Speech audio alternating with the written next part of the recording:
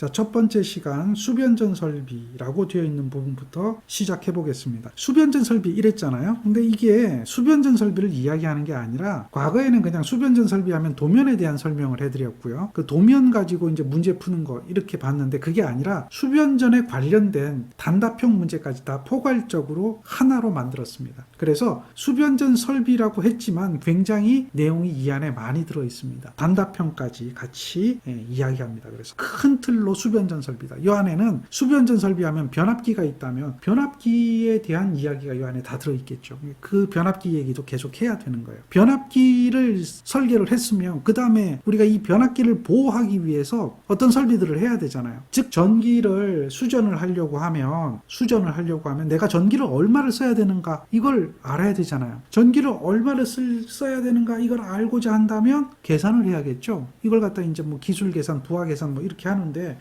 계산을 해서 나는 동시에 사용하는 전기가 1000kW를 쓴다, 2000kW를 쓴다, 아니면 100kW를 쓴다. 이게 결정이 되면 계약을 해야 됩니다. 누구하고 계약을 해야 돼요? 전력회사한테 나 이렇게 전기를 쓸 테니까 공급해 주쇼 라고 전기 공급 약관에 의해 가지고 계약을 해줘야 돼요. 너는 지금 보니까 전기를 많이 쓰니까 22,900으로 수전해. 너는 전기를 조금밖에 안 쓰니까 저압 수전해, 440 수전해. 이런 어떤 그 기본적인 계약서가 있어요. 계약 약관이 있단 말이에요. 그것에 따라서 계약을 해서 설비를 구축해야 돼요. 그게 이제 수변전 설비예요. 수전하고 변전하는 설비들이죠. 그 다음에 수변전 설비에서 부하로 연결되어지는 게 부하 설비예요. 자, 전원 설비하고 부하 설비 이렇게 크게 나누는데 수변전 설비는 전원 설비고 그 다음에 부하 설비는 우리 흔히들 알고 있는 전동기 동력 설비죠. 다음은 전등, 이게 전등이라고 하는 건 이제 조명 설비를 얘기하는 거죠. 그 다음에 또 뭐가 있어요? 전열 하면 이제 여러 가지 히팅이나 뭐 이것만 꼭 히터만 얘기하는 게 아니라 여러 가지 전기 설비들, 전등, 전열 설비라고 하죠. 부하 설비예요. 이런 부하 설비에 대한 설계를 해줘야 되고 전원 설비에 대한 설계를 해주는 것이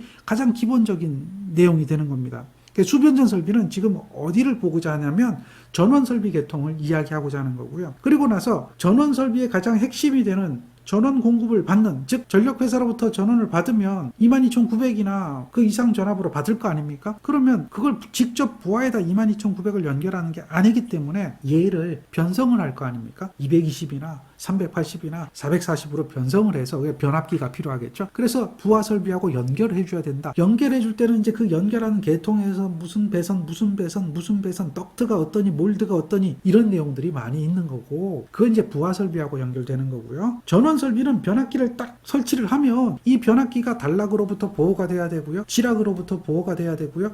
과전압 또는 부족전압, 낙뢰로부터도 보호가 돼야 되겠죠. 그렇게 하다 보면 보호를 하기 위한 설비를 해줘야 돼요. 그러니까 차단기를 설치할 거고 차단기에 단락보가 부족하니까 또 한류형 퓨즈를 설치할 거고 한류형 퓨즈 하면 차단 시간이 굉장히 빨라지거든요. 차단기보다 훨씬 빨라져요. 그러니까 퓨즈를 설치할 거냐, 어떻게 설치할 거냐, 설치하고 나서 차단기를 설치하면 이 차단기는 단락 전류에 의해서 몇 초 이내 동작하게끔 설정할 거냐, 과부하에 의해서는 몇 초 이내에 동작하게끔 설정할 거냐 이런 걸 다 세팅을 해주는 거죠. 그게 바로 수변전 설비예요. 그 안에 들어가는 여러 가지 기기들이 있어요. 그 다음에 전력을 또 얼마나 사용했느냐 그럼 전력을 측정해야 된다. 측정하려면 뭐 22,900의 값을 가지고 바로 측정하는 게 아니잖아요. PT를 이용해서 전압을 다운시키고 110으로 CT를 이용해서 전류를 5A로 다운시키는 거죠. 그렇게 해서 전력 양기하고 연결해서 또 어떻게 할 것이냐 뭐 이런 얘기들을 이 수변전 설비에서 하게 되는 거예요. 결국은 우리가 전기 설비 설계를 하는 부분에서 가장 작게 보면 수변전 설비를 설계하는 게 전원 설비를 설계하는 가장 작은 거예요. 그 다음에 부하 설비 설계하는 거고요. 전기 기사는 이러한 전기 설비를 설계하고 또 그것에 대한 문제점을 파악하고 해결하고 계산하고 하는 것이 전기기사의 실기시험 문제다라고 보면 돼요. 이제 과거에는 감리 부분에 대해서는 이야기를 안 했지만 이러한 전기 설비를 시공하고 또 어떻게 잘 시공되느냐, 도면대로 잘 시공하느냐, 서류는 어떻게 처리할 거냐, 어떤 서류가 필요하느냐 뭐 이런 것을 규정한 것이 바로 감리니까 그런 부분까지도 감리까지 포함해서 전기기사 실기에 출제하겠다고 출제 기준이 만들어져 있는 거예요. 그러니까 그 내용을 기억하면서 목적이 어떻게 되는지를 알면 큰 틀로 보면 공부하기가 쉬워지니까 그 내용을 보면서 공부를 하는 것이 편하다는 거죠. 자, 무조건 공부하는 게 아니라 흐름을 보자라고 하는 겁니다. 그래서 왜 수변전 설비를 하는가? 자, 수변전 설비를 계획한다라고 하면 일단은 용량이 얼마인가가 결정이 돼야 된다는 거죠. 결정이 되어지고 나면 이제 여러 가지 계획들을 하고 설계를 하게 되는 겁니다. 자, 지금 여기 보면 수변전 설비에 대한 계획 이야기가 나와요. 자, 구비 조건이라고 하는 게 있어요. 수변전 설비는 어디에다가 수전실을 만들 것인가. 예를 들면 말이죠. 아파트입니다. 아파트면 1층부터 뭐 30층, 40층 가는 아파트도 있을 거고요. 또 뭐 10층 아파트도 있을 거예요. 그런데 자, 수변전 설비실이 전력회사로부터 인입이 편하고 또 부하 중심점에 설치하면 좋으니까 아파트가 예를 들어서 20층 아파트라면 10층에다 수변전실 설치하면 어떨까요? 맞나요? 아이고, 중간에 딱 설치하면 얼마나 좋겠어요? 전압강화도 적게 나오고. 다른 문제점을 생각해야죠. 왜냐하면 환경적인 문제, 소음적인 문제, 진동적인 문제, 또 기기 반출입에 대한 문제, 여러 문제가 있을 거 아닙니까? 그냥 중심점에 설치하는 게 아니라는 거죠. 입지적인 조건이 있다는 거죠. 그런 것들이 다 고려되는 게 설계라는 거예요. 만약에 여러분 집 바로 옆에 전기실이 있어. 그래서 변압기가 웅웅거리고 있어. 그럼 소음 때문에 스트레스 받아서 그 가게에 못 살아요. 한번 해볼까요? 여러분들 전기실 옆에 방 하나 만들어 놓고 한번 살아보세요. 어떤가? 아, 거기 근무하는 분이 있다고요? 어때요? 힘들죠? 웅웅거리죠? 시끄럽죠? 잘못 만지면 또 으악할 것 같아가지고 주의해야 되죠? 그런 거예요. 그래서 이런 것들을 계획할 때는 기본적인 룰들이 있다는 거예요. 그걸 봐야 돼요. 따라서 이런 수변전 설비는 지금 어떻게 하냐면 수전 설비는 이 수용가라고 하는 것은 전기를 받아 쓰는 이런 곳을 수용가라고 하죠. 저압 수용가도 있고 고압 수용가도 있고 특고압 수용가도 있고 수용가의 업종, 수용가의 규모, 형태, 입지 조건, 건설비. 돈이 없는 사람이 좋은 설비 하겠다면 또 건설 못 하잖아요. 설계할 땐 그런 것까지 다 고려하는 거예요. 이런 것들에 따라서 여러 가지 형태가 있다라고 하는 거예요. 그래서 그것을 구비하는 것은 일반적으로 다는 아니라는 거예요. 일반적으로 다음과 같은 구비 조건을 해야 된다라고 하는 거죠. 그래서 아주 일반적인 이야기를 합니다. 신뢰성이 높아야 돼요. 당연한 이야기죠. 안전한 설비여야 돼요. 지극히 당연한 이야기예요. 운전 보수, 점검이 용이해야 되죠. 운전하는데 막 힘들어, 막 사다리 타고 올라가야 되면 이러면 답이 없다는 거죠. 다음 기기 증설, 확장이 용이해야 돼요.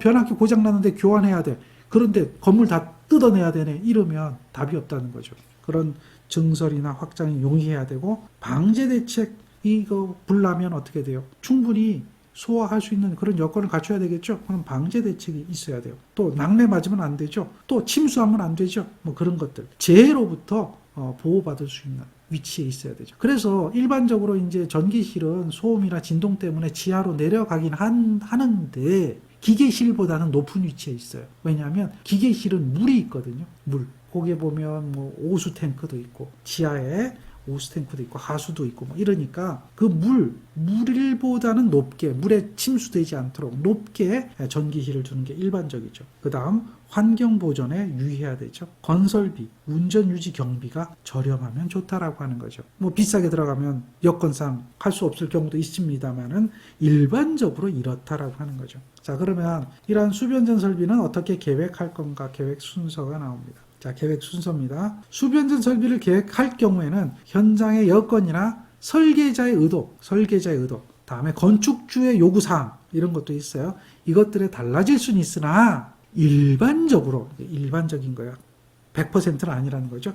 다음과 같은 순서로 계획하는 거예요. 첫 번째, 부하 설비가 있다. 변압기 용량을 우리는 선정을 해야 되잖아요. 그러니까 부하가 얼마나 사용되는가 이것을 확인을 해야 되는 거예요. 생각을 해보세요. 조명이 얼마나 필요한가. 그럼 우리는 이제 공부를 할 때 단순하게 몇 와트가 아니라 설계를 하게 되면 예를 들어서 여러분 집에 식탁이 있어요. 식탁. 그럼 식탁 쪽에는 음식물을 좀 맛있게 보이는 조명을 하는 게 좋잖아요. 분위기 있게 조명을 하는 게 좋잖아요. 그렇죠. 그런데 그냥 제일 싼 등, 밝은 등 뭐 이런 거 그냥 갖다 꼽아 놓는다. 이거는 설계가 아니라는 거예요.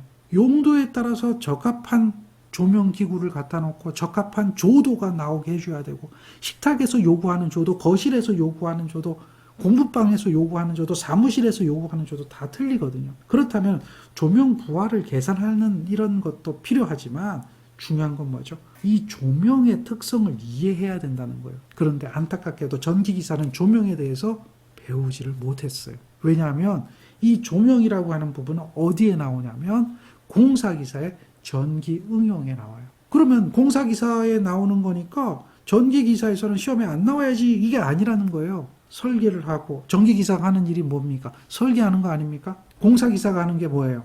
시공하는 거잖아요. 전기기사가 하는 것은 설계하고 유지관리하는 거죠. 엄연히 업역이 다릅니다. 근데 요즘은 공사기사가 부족하니까 전기기사가 공사기술자로 등록이 되긴 했지만 이 분명히 달라요. 그러다 보면 조명에 대해서 알아야 되는 거예요. 그래야 조명 설계를 할 수 있죠. 조명의 원리를 알아야 돼요. 빛이 뭐라는지 이런 것들을 알아야 되는 거죠. 그래서 우리는 이 조명에 대한 공부도 따로 해야 되는 거예요. 당연히 부하도 집계해야 되고. 그 다음에 동력부하 있죠.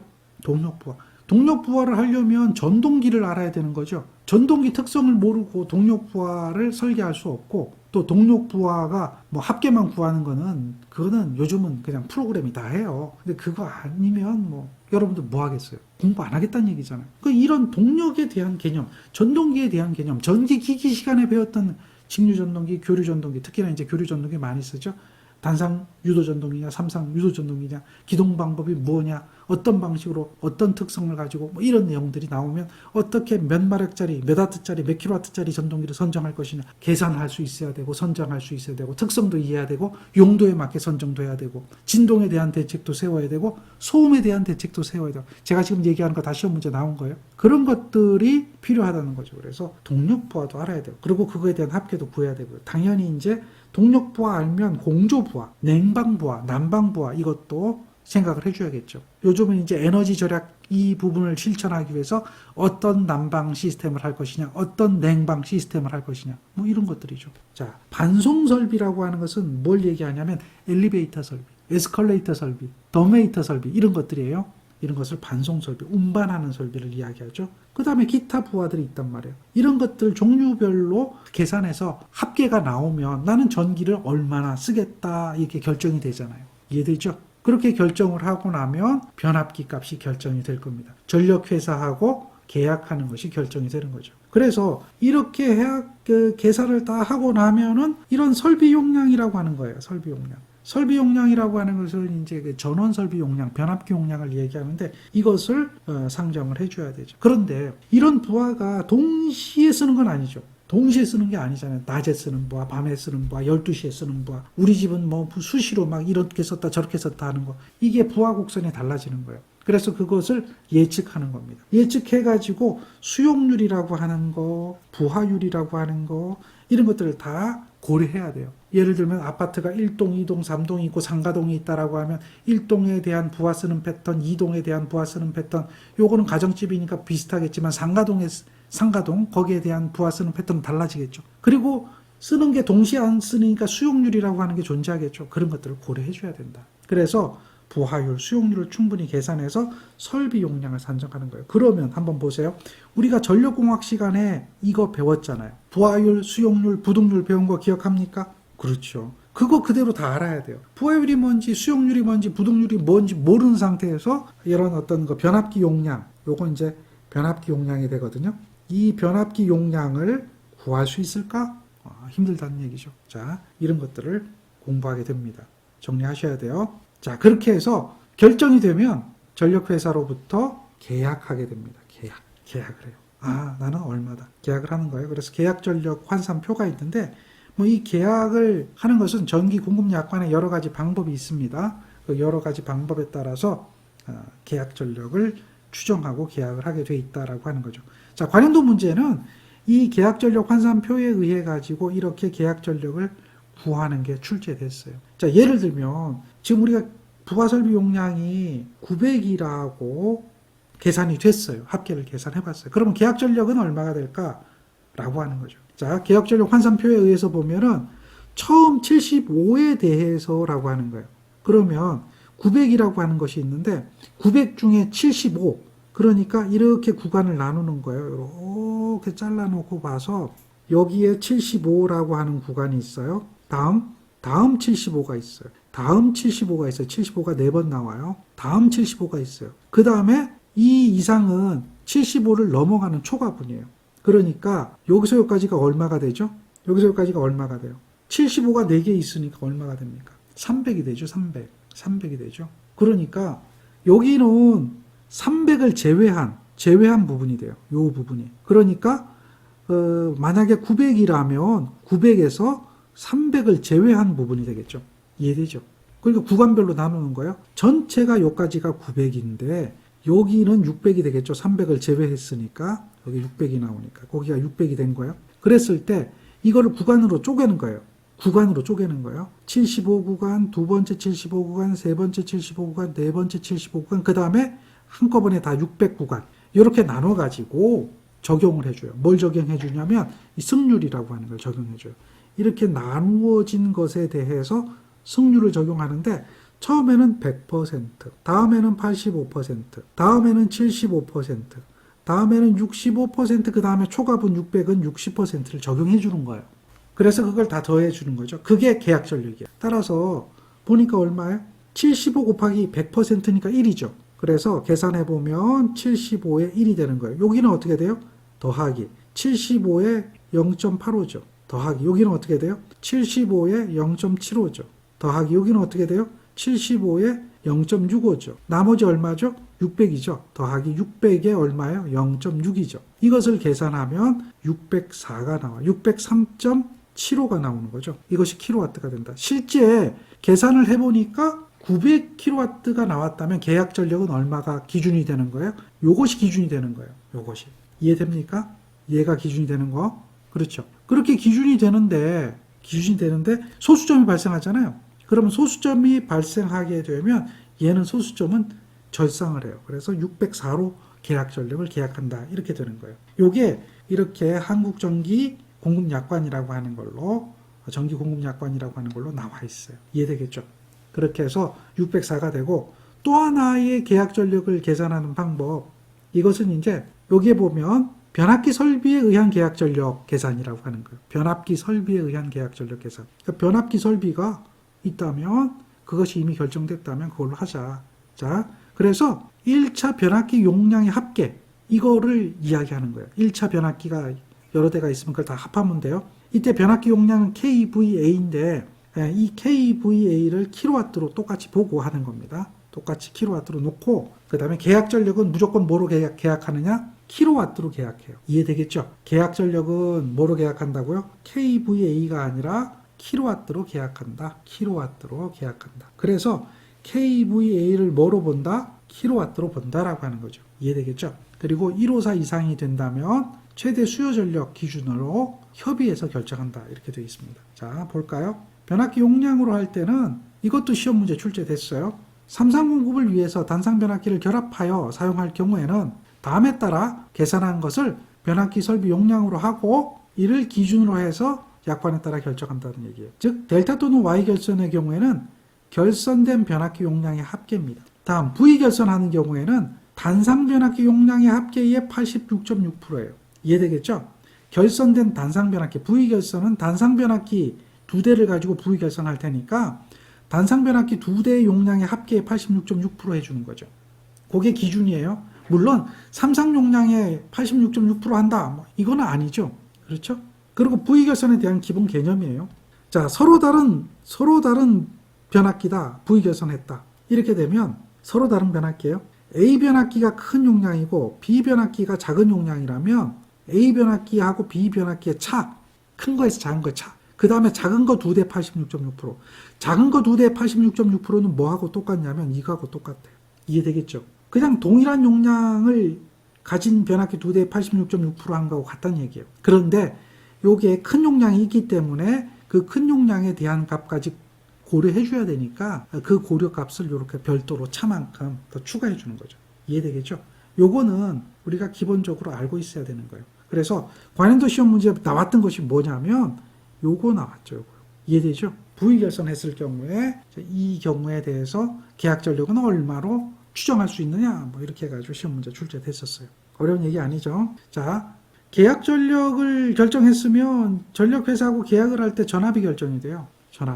전압이 결정이 되고요. 그 다음에 전압과 용량이 결정이 되면 어떤 방식으로 수전할 것이냐 이걸 결정해야 돼요. 수전 방식은 분류가 여러 가지가 있는데요. 개방형으로 할 것이냐 폐쇄형으로 할 것이냐 뭐 이런 거예요. 개방형이냐 폐쇄형이냐. 그 다음에 주 차단기는 어떤 걸 쓸 것이냐 퓨즈로 쓸 것이냐 차단기 쓸 것이냐